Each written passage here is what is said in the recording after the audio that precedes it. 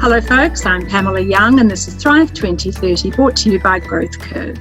Today I have with me Girish Ramachandran, who is the President of the Asia Pacific region for Tata Consultancy Services, which is an Indian company. In fact, it is the second largest on the Indian Stock Exchange and part of the Tata Group. Hello Girish, how are you today?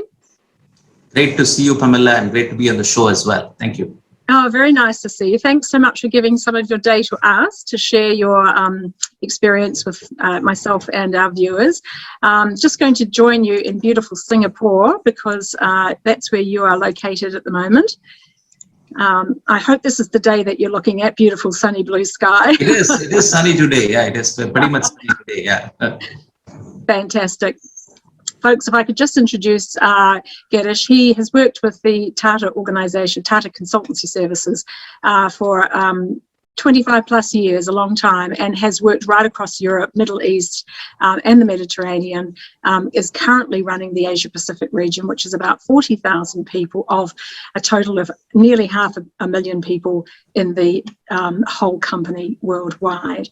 So perhaps if we could start giving you the opportunity, Girish, just to share with viewers what Tata Consultancy Services Group provides to its customers. We know that it's a technology company and business intelligence company, but if you could just take a moment to give us a quick overview of the services you provide to private enterprise and governments around the world.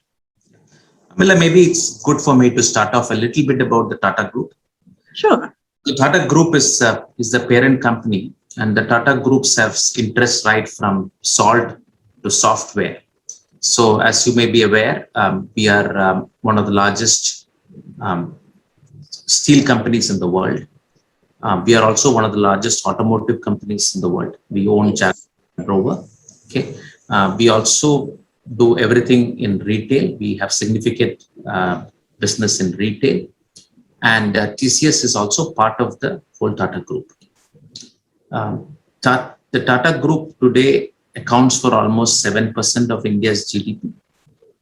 And we employ something like 850,000 people worldwide.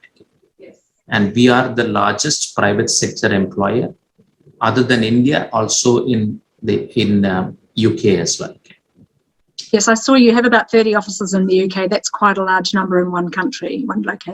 Plus we have a significant interest with Jaguar Land Rover, Chorus, even Tetley, the tea company, is owned by Tata Steel. So it's a fairly large business that we have.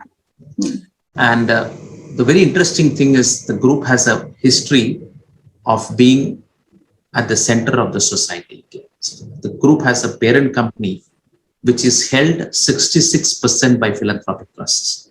Okay. So all of us have independently listed companies in the stock market.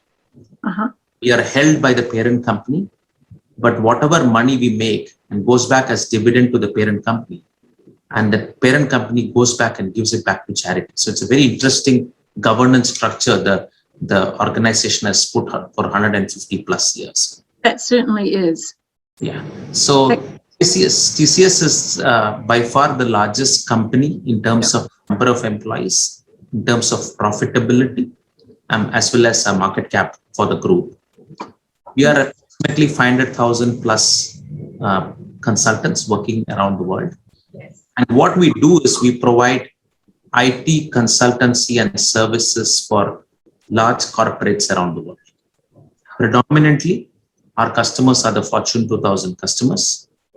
And the way you can look at our business is that you take the top 10 retailers in the world. You will be working with at least 7 of them as a prime technology partner.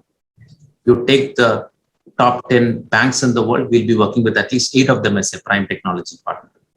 If you take the top 10 airlines in the world, we'll again be working with 7 of them as a prime technology partner. So that is how what we do. And we provide all kinds of technology services, right from digitization, from consultancy to digitization, to applications, to infrastructure, to any business process service as well. And we have centers all around the world from where we are able to deliver these services to customers. Having that kind of market leadership, Girish, requires you to stay ahead of the game. there's a bit of pressure on you to keep innovating. So I'm interested to hear through this conversation, some of the advice that you have for people as we go through. So could we just start, as Thrive 2030 is obviously about helping us to understand how we can support people to thrive to 2030 through this very challenging couple of years of pandemic. And so I'd like to start with what you've been seeing across industries, across the Asia Pacific region, which is your focus. What have you been seeing with regard to the responses that major businesses are taking to the challenges of the pandemic? So I am seeing two aspects. One is the consumer side. Let me elicit a little bit of what I hear for the consumer side. Okay? Mm-hmm. So the demand side of every business, what I see is that consumers are, like all of us, are looking at moving from what I call omni-channel to omnipresent. So we look at buying anything across multiple channels. That is something that is happening around. Okay. The second one, we always look for convenience nowadays. Convenience is the new currency that we are seeing. The third thing that we are seeing is that transparency, trust, and loyalty are very important for any businesses to survive. Okay. And we are also seeing a lot of consumers, because today we have a majority of the consumers are the Gen Ys and Gen Zs of the world.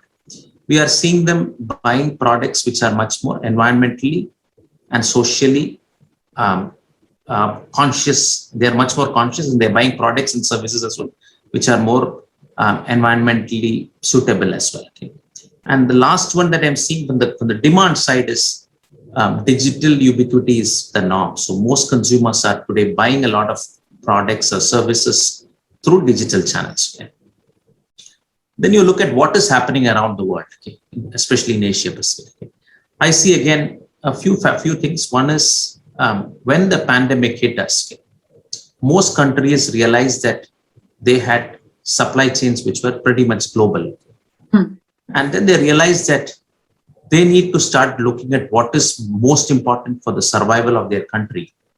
And they started putting what we call, how do I look at self-reliance for every country?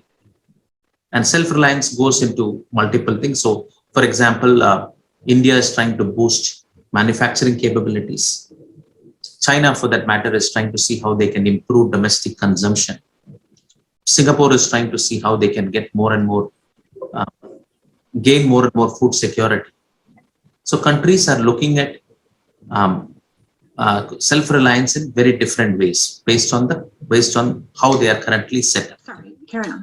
The second thing which I'm seeing is there is a strong push towards digitization. Yes, there is. Push towards digitization, and companies and countries realize that for them to survive, they need to digitize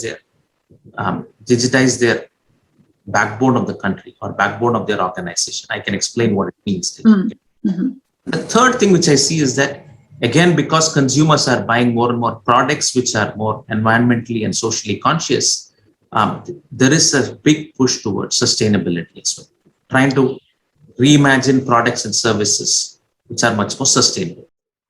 Yes. Now, on that point, which is that there's a bigger increased push of products that have got some, they're going to do the good for the world and be good for the climate. And also the increase in online purchasing and the ease with which the Gen Z and Gen Y are doing that. How are leadership responding to that? How comfortable are they with the pivot to the importance of this market and the importance of the shift towards sustainable products?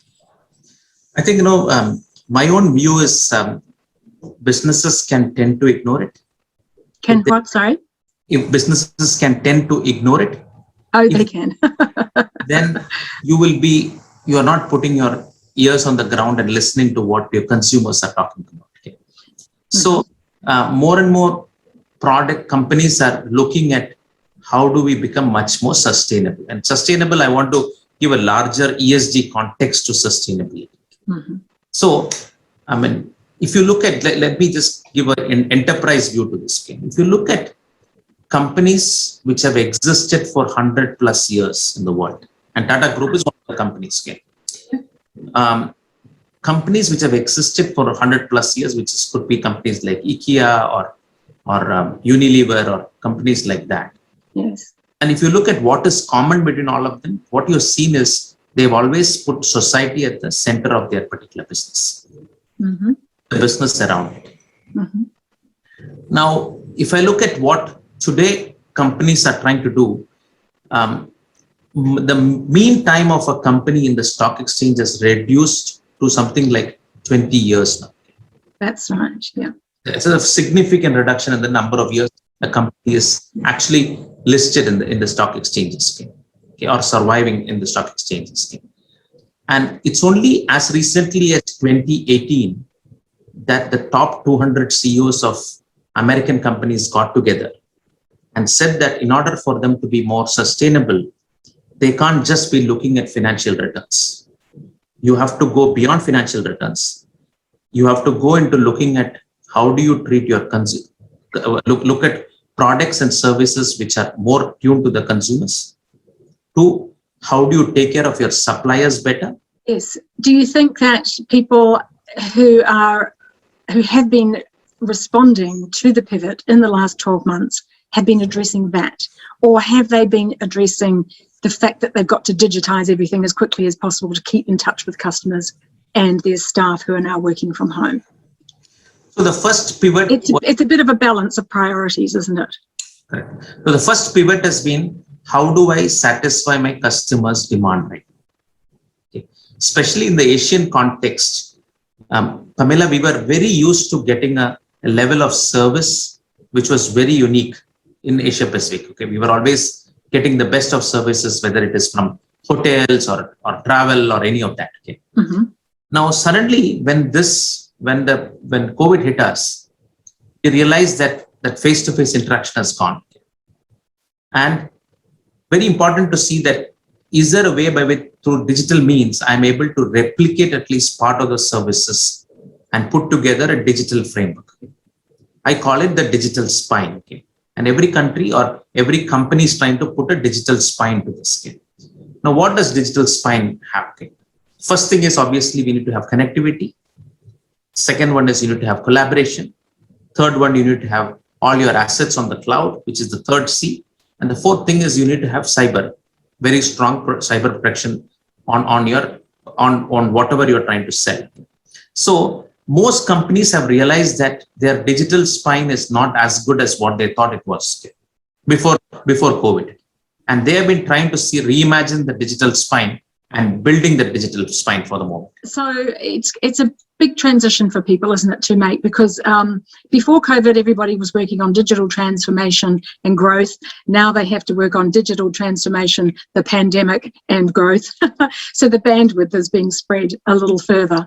Are you noticing that with clients? Are you seeing that pressure? I am seeing the pressure because traditional brick and mortar companies who are not invested on digitization, they are feeling the pressure the most because their data is spread all around the world. Okay? And they are unable to make any sense out of data. Whereas if you look at the new age companies are today digitally born companies. Okay? They are born as digital companies. Yes, that's right. It's easier for them. It's easier for them. And then you just have to, for a particular context, put what is the data which you need to bring from multiple sources and make sense out of it. So yes. That is why I think, COVID has been a great leveler as far as business is concerned. Yes. It's ensured that the small and medium-sized business can actually survive as well as a large business. Girish, would you mind giving us some examples of the digitization that you have seen over the last 18 months that has been to help with the supply chains improvement, because we have had some supply chain blockages around the world. What have you been seeing in that regard? So we did this very interesting work with one of the Australia's largest retailers. Okay. As you know, whenever we pick strawberries, all of us would like to have strawberries fresh, like what we pick it up from the farm. We did a very interesting work with one of Australia's largest retailers, where what we did was, as soon as the strawberry was picked, we were able to put them in IoT boxes, IoT enabled boxes. Okay. Where we were able to monitor through the entire supply chain what is the ambient humidity, temperature, all of that through the entire supply chain. Oh, that's very nice. So by the time it reaches the shelf from where you pick it up, it remains as fresh as what you had picked it from the farm. So from farm to fork, how do you get your supply chain as, so that, because the world today makes enough food for 10 billion people, and still there is enough starvation in the world. So I think supply chain using technology can actually enable so that we don't lose food during this particular process. Yeah. So that sounds like a really valuable innovation. What about end-to-end examples of supply chain end-to-end to help unblock, the blockages to keep things flowing smoothly? Yeah. So we do this very interesting work with Petronas, completely reimagine what their supply chain should look like, and what the downstream business should look like. So what it means is that Petronas, as you know, right from refining, then you have, after refining, you have to ensure that the crude goes in through multiple touch points. There are enough friction points, and then by the time it reaches your petrol station, it has already gone through multiple touch points. Started off this very interesting engagement with Petronas to see whether we can visualize digitally the entire supply chain and try to see how we can digitize their entire supply chain. This particular program actually we concluded just before COVID. It was concluded. Just concluded before COVID. Okay. The impact of that particular digitization on Petronas was so significant that not only could we actually predict the pricing of petrol at each and every touch points in the supply chain, but we were also able to ensure that the supply chain was actually we were optimally used through the entire thing. So the whole thing was there are places when we had crude being shipped from places where it was probably the tanker was not full. Using using technology like IoT and data analytics and all of that, we were able to get end-to-end supply chain visibility through this entire process, so that at the end of it, we were able to optimally use the supply chain, and the impact on bottom line was so significant for this particular work that we did for Petronas. Fantastic. Can I ask you though, some of the stories that I've heard about the blockages of supply chain around the world are because it's not joined up from the primary producer, to the manufacturer, to the transportation that takes it to the port. Yes. Then the containers aren't available. They're now 20,000 a piece. So there's a container shortage. Some of the shipping and some of the ports. So it's a matter of that supply chain being end-to-end, so that people stop using paper and asking for wet signatures, because they're the ones holding things up, as well as, of course, the container shortage. So I'm just wondering, in that sort of journey from the primary producer to the end provider, have you been approached by IMO, for example, to help support the global shipping supply chain, to help them unblock some of the challenges that they've got around the world, and allowing product to continue to flow? Again, it depends from company to company. The first thing which, let me tell you, two important things happening here. First and foremost is companies are relooking internally to see, do they have all their data digitized so that their data can be passed on to others through the entire supply chain. Yep. So there's a significant amount of push going on in organizations looking deep themselves and seeing, have I got enough digitization of my entire work? And what do I need to do to bring my organization up to speed? Yes. The second thing which is interesting, which actually COVID has brought about, is the whole thing about what I call ecosystems. We are able to see new ecosystems being formed, like what you talked about. Okay.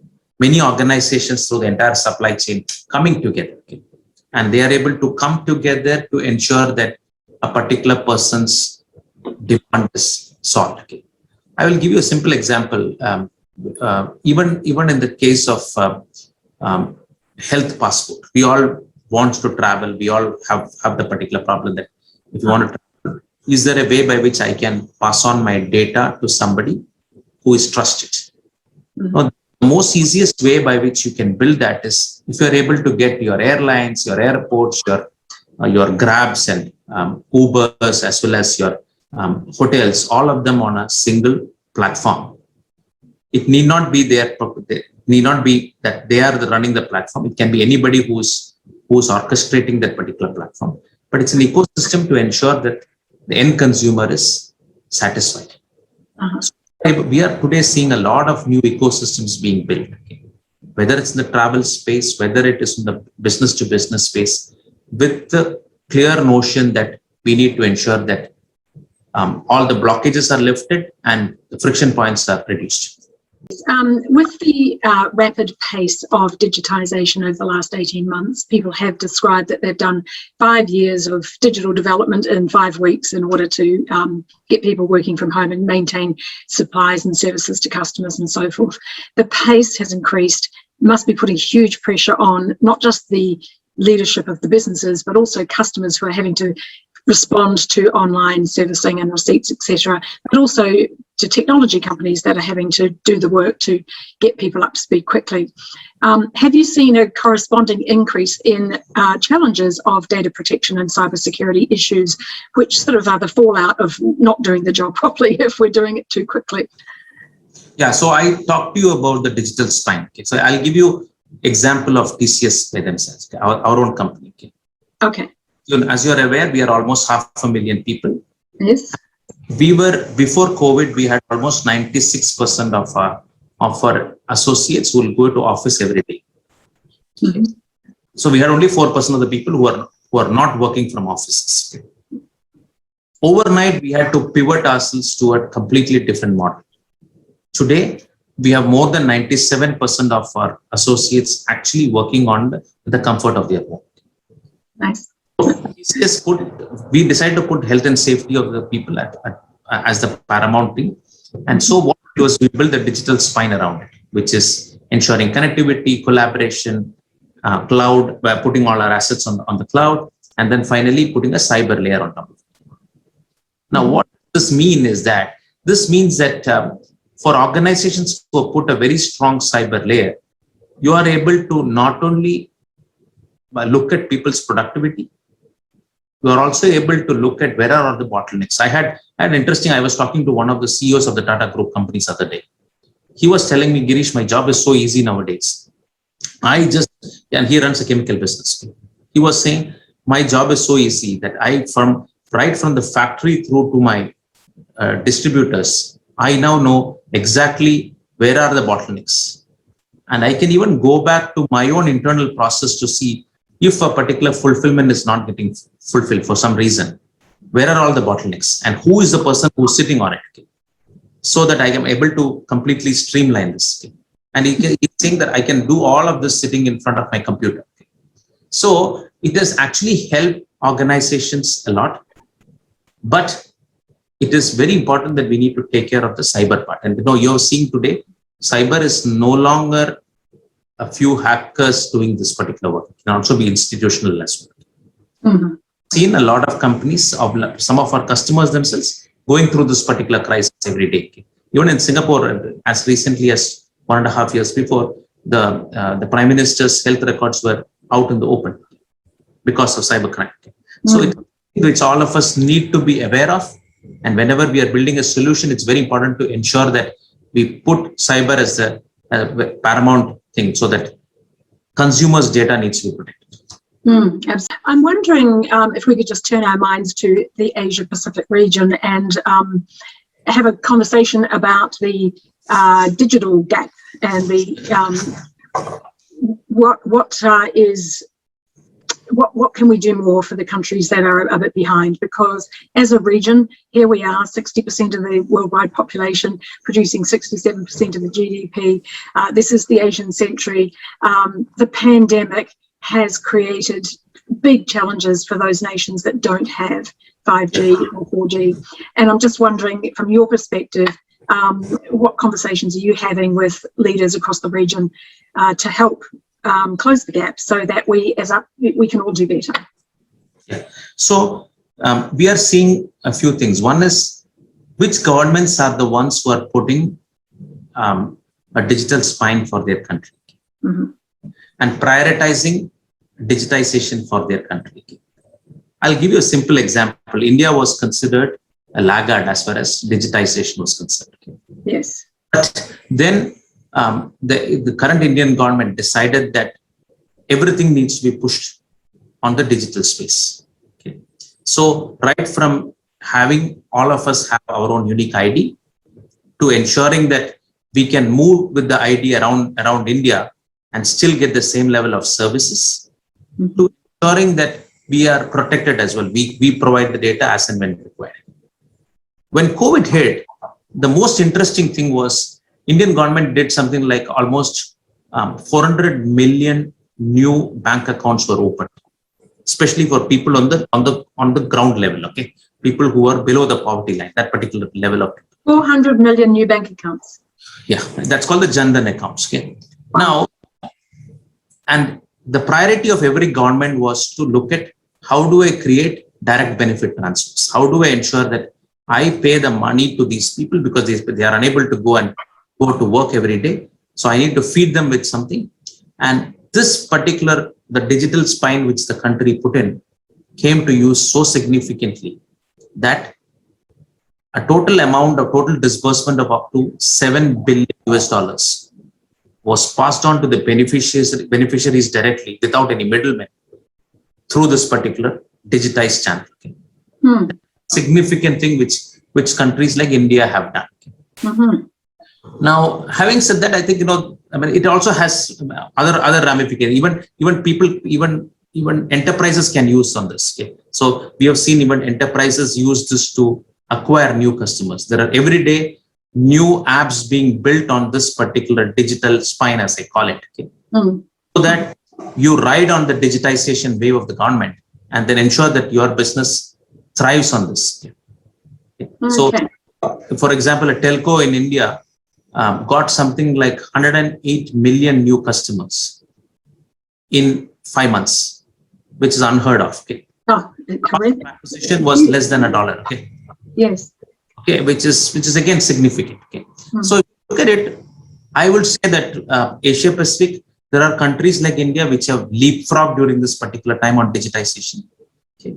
There are countries which have remained as is, and they need help in this particular journey. But we also need to understand that we still have 50% of the world's population still doesn't have internet. Yes, it's a challenge. And a lot of South Asian nations are there in that particular space. Okay? Countries like Bangladesh, Sri Lanka, Pakistan, Cambodia, Laos. Okay? So it is very important that the governments have to realize that this is a very unique opportunity for them to leapfrog this particular thing. Yeah. Are you having conversations with those other governments other than India, the ones that need to do this work to help their countries? Certain places we are doing. For example, in Myanmar, we were helping them with skilling. The skilling of people is actually as important as digitization as well. Okay? Oh yes, yeah. So we are helping the government in Myanmar with that. But I also see that the digital spend in Asia Pacific will be really significant, and it will be today. If you look at it, what they say is 2022 will see 1.2 trillion of investments only on digitization, and the rate of adoption in Asia Pacific will exceed that of the US and Europe by almost 25%. So the next set of wave is also going to be in the area of digitization, and we need to start preparing ourselves for that. I wonder whether this whole notion of digitization is a bit scary for the SMEs, which are 90% of most nations. Do you have an offering for SMEs? Is that out of your scope, or is there something that the Tata Consultancy Services Group could do to support SMEs? Or if not, is there some advice you can give them? No, so we built a very interesting solution again in India first, and then we are taking it now to other Asia Pacific regions. So if you look at it, education is a big sector across in these markets, right? We have so many young people. And the problem in education is that there is so much of assessments which goes in around for all of us, right? All write tests and people only after an assessment does a person qualified to become to join a particular job, okay, in the public sector or in the private sector, okay, or even for university graduates. Okay. TCS, what we did was this was completely a huge opportunity, especially for the small and medium-sized sector. So we completely reimagined this whole thing and put together one large assessment platform in the world, in India. Okay. Today, it is called TCS ION, okay, ION. TCS ION today has more than 100 million kids who do the assessments per year on that particular platform. Okay. And that particular platform, now we are taking it to other parts of Asia as well. Because for the whole idea of skilling assessments, so that people are able to get their results as well very quickly, so that they're able to join work as well. Okay. So we have taken one part of the chain and seen whether we are able to reimagine it using digital means. Okay. And so how is that going to help the SME? Yeah. So for example, the small and medium-sized people who are the assessors or who make their job every day by doing assessments or doing even the internet cafes can be converted into assessment centers, so that they are able to, people can go in and then they can do the assessments there. Oh, I see what you're saying. Yeah. So we are trying to create that ecosystem in place with SMEs joining into the ecosystem. Now there's an innovative idea. Yeah. We are also similarly, we have tried reimagining for certain sectors the other problem with SMEs is that they don't have access to a lot of ERP solutions, which run the processes on a day-to-day basis. And as long as we are able to automate that, it makes it easier for them to run their business. Then they can focus on their business, so they don't have to run on this. Okay. So we've been able to create some SaaS models, which is software as a service models, solutions, where a small and medium-sized business just have to focus on their business, and we take care of their back office on a per unit model, okay, per unit basis. Again, this is something that's put out in India, and we are trying to take it out to other markets as well. Yeah. Can we just talk about what technologies are being adopted and how far is the evolution of adoption for AI, machine learning, robotics? Is that something that we're going to see more of with this massive push to digitize? Are we going to find that the human element is becoming less and less in terms of servicing? Because I think people are saying to me that automation is the way to go, which is robotics and other machine learning, to minimize the human contact, so that if we have another pandemic, we're not in the same position because we don't have so many people.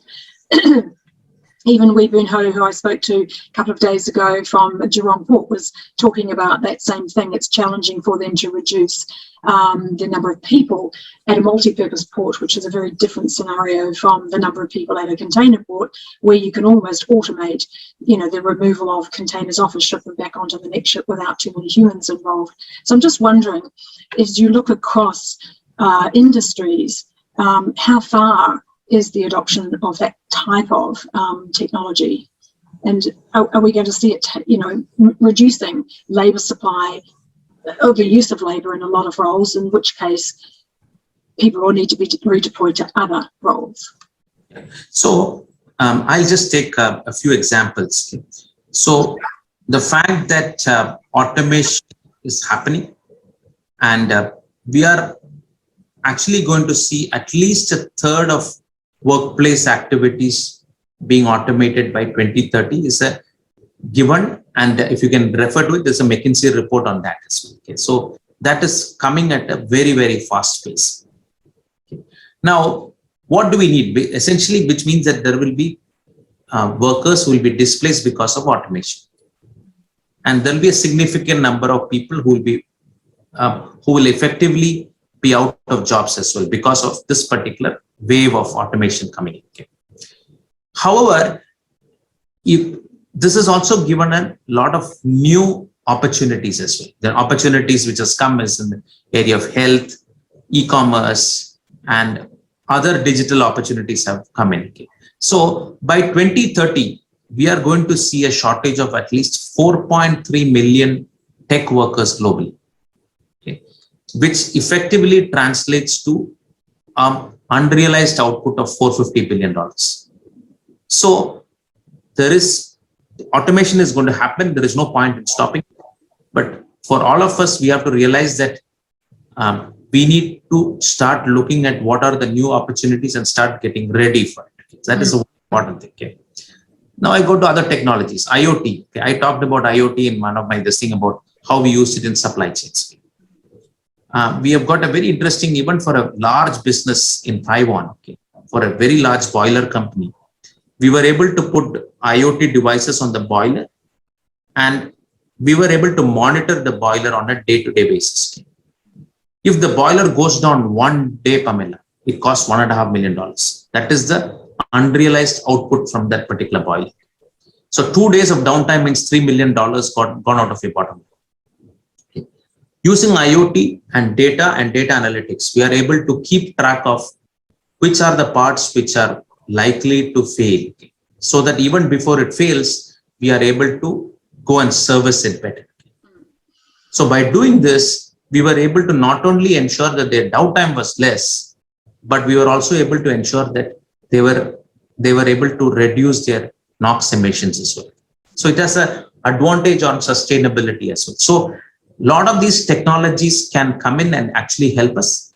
Yes. It's us to realize how do we use these technologies. Others, because it's a bit like insurance. Until you've had a loss, you don't get serious about insuring. You know, if a loss of your car or a fire at your home or something like that you experience, and then you realize, I see there's a really good reason for it. It's a bit like that with some of these new technologies, especially IoT, which your example is preventative, but the saving is huge. So I'm just wondering, if that statistic is that 1/3 of the jobs will be automated by 2030, which is not that far away, because by the time we get through this pandemic, we've only got 5, 6, 7 years left. That's quite a massive change. So I'm just wondering what your advice would be to businesses and to educators and to governments, which is around finding that alternative employment for those people. But as you say, there's also going to be a tech shortage, so we need to entice people to come into the tech industry. So my advice to governments will be, please invest in education and skills training. Very important to do both of this to transition your workforce and join hands with private sector. So it's a public-private partnership which actually will help us do the transition. And we have seen countries like Singapore doing this with what they call the Skills Future program, where businesses are equipping workforce with digital skills, but we are also participating along with the government to create a future-ready workforce. The second important thing that I find is, if you look at all of us, which is individuals, we also have an equal responsibility to keep learning new things. We cannot shut and say that learning it's an interesting thing, Pamela. We all learned for 20 years and that took us to another 40 years of career. And assuming that 60 years, we'll retire. The future is not going to be like that. The future is going to be where we learn for 20 years, then we work for a few years, then we again take a break for 1 or 2 years, go learn, and then again we work. So we will have at least 2 or 3 learning interventions through our entire career. At this time, we'll have to keep switching for for either learning something new or unlearning something as well. Okay? So those are important aspects which will happen in the next few years, and we have to be ready for it. Yes. Schools and universities around the world have challenged, one of the big challenges for them is to attract women into STEM subjects, science, technology, engineering, math. What is your solution to attracting women into this sector? So we've got some very interesting programs. Today, out of the 500,000 people that we have, 34% of that comprises of women in TCS. Okay? That's pretty good. Now, yeah, and we just recently launched a program in where we are saying that we will, for people who are decided to, or for all the women who decided they're not going to work because of family pressures, we are telling them to rejoin and be at the comfort of their homes and still work for us. It's a very new program that we have launched, and we are getting women enrolled for that. The second important thing is we run STEM programs around the world. For example, Australia and New Zealand is one of the largest places where we do STEM programs. Okay? And our vision is that we want to touch 1 million kids in Australia alone using our STEM program. Every year we get a whole lot of women who come in and we teach them STEM skills. And what we also tell them is that we also pair them up with women who are in senior leadership positions. So they are able to get to understand how they've been successful. So they also get aspiration to take up their career in STEM. And we monitor these kids to ensure, to see that are they actually joining STEM careers or not. The last thing that we do is we are today have a large program across all these markets to teach teachers on STEM skills, because at the end of it, if they are unable to teach, the kids are unable to learn. So we're doing that in a significant way across these markets, all through digital channels. Work at home with our computers. We've all improved our comfort with it, our technology. We have downloaded new software. We've learned some new skills. Everyone has advanced because we've been forced to. So maybe this has been a really positive experience for women who in the past may have thought that it wasn't something they wanted to do, but maybe they're more skilled now. I have to say that the new technologies are pretty exciting, aren't they? Robotics and IoT and, you know, machine learning. I mean, these are much more sexy than coding, for example. You know, when I went to university and did a coding class, and I just thought, oh, definitely not for me. But you might find as these technologies come on stream that, you know, there'd be a bigger pull for women to come into, I'm hoping. And, you know, people should not get worried about mathematics. In fact, yesterday, lecturing at one of the mathematics universities only for women. And I was telling them mathematics is going to be with us through the entire career.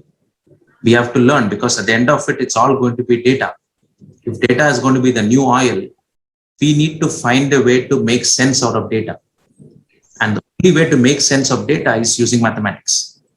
So my only thing is, like what you said, coding has changed. We don't have to now code like what we all of us used to. The new age kids doesn't have to code. They just need to know the logic. So get the logic and get your understanding and appreciation of a particular context. So and as you are able to build an analytical capability, you will be there for the future. Yeah. I'd like to ask you about vaccine passports, because you know, some nations are digitizing it, like Singapore is putting its vaccine passports on the SingPass, which is already in operation and used for many other things by the government for many services across different, you know, ministries. And yet in Australia and, you know, other Western nations, there's a high degree of anxiety about using digital platforms because of the loss of, you know, personal data protection.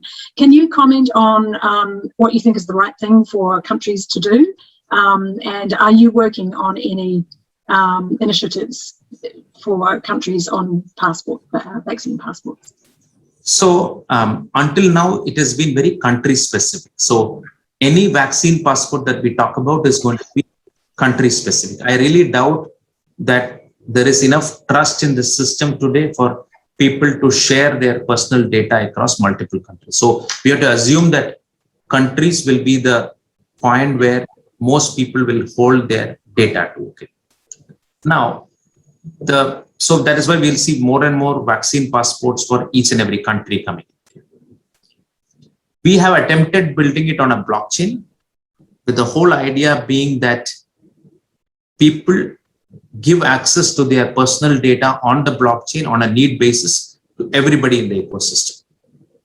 So for example, if I'm making a travel tomorrow to Switzerland and I know that I am going to travel through Changi and through Singapore Airlines, but I'm going to stay at the Marriott in Switzerland and I'm going to use Uber, I just say that my vaccination status alone, please give it to these 4 people, so that I have an experience of traveling through all these places and I don't have to keep showing my passport, my vaccination certificate to all this. But they would have already received on need basis my data of that I'm vaccinated. So I think this is probably what we will see, new ecosystems being developed. We could very well see, for example, across ANZ, vaccine passports coming in so that people are able to use the travel bubble to travel between both these countries. Although still data of New Zealand will be in New Zealand, data of Australia will be in Australia, but it will only be on need to know basis that we will start sharing the information. So vaccine passports are going to stay. It's a question of how it will be used. What is that? How does that work? how do I protect how is it going to protect my personal data? So we all have to know that our personal information is our data. Nobody else should have access to it. If we start going with that philosophy, then we can even think about all of us creating our own digital lockers. Digital locker could have all information about myself, and I am the only one who has access to that particular locker using a particular password. And then I could be in multiple ecosystems, whether it is in travel, whether it is on work or any of that. And I could I could unlock my digital locker for a particular use in that particular ecosystem. That is probably the way that we will see the world evolve to. You're in the innovation stages and you're taking this idea to some countries. How close are we to having someone take up this opportunity, do you think? No, India has already built the digital locker for people. Is the intersection between digitization and sustainability?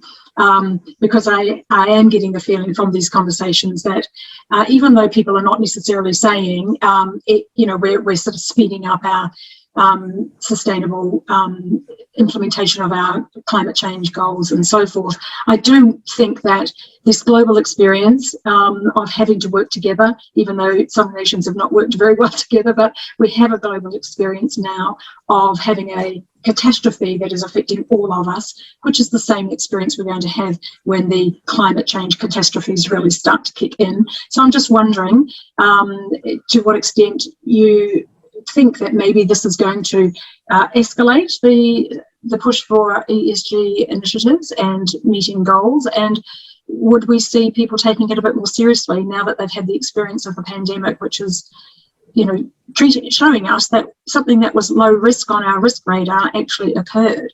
So maybe the climate change concerns might come sooner, faster and harder than we're expecting. So maybe we should take it a bit more seriously. Do you think that might be the case? So if you look at pre-COVID, what we had was we already had people talking about sustainability, but we were already in the 4th industrial revolution. So a lot of changes was happening in the 4th industrial revolution. And then you had an overlay of COVID on top of it. And then you had all these Gen Ys and Gen Zs coming as new consumers who were looking at what do they need, what kind of products and services do they need to buy. So if you put one on top of another, what you see is that the only way for an organization to survive is to really adapt itself in the sustainability parameters. Now, clinical data also shows that for every 1 degree of temperature rise, we will almost lose 5% of the entire supply chain on food. So which is a significant reduction on food, and we will have to create more food to keep feeding people. Okay?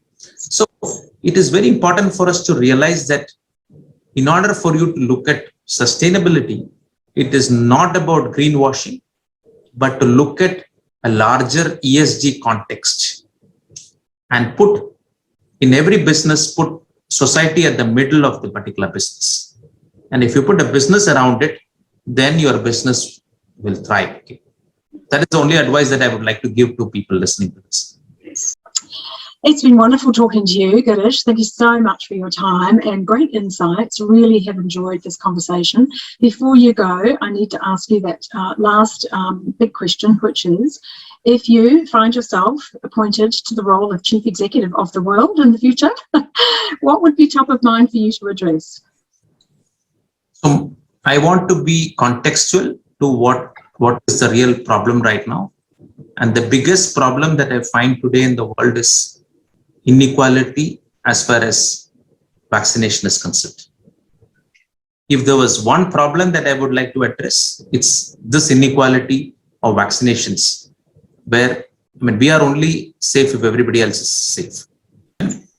I really feel it's all the country, all the leadership across all the rich countries has to come together and say that this is probably the single most thing which is important for humanity as a whole.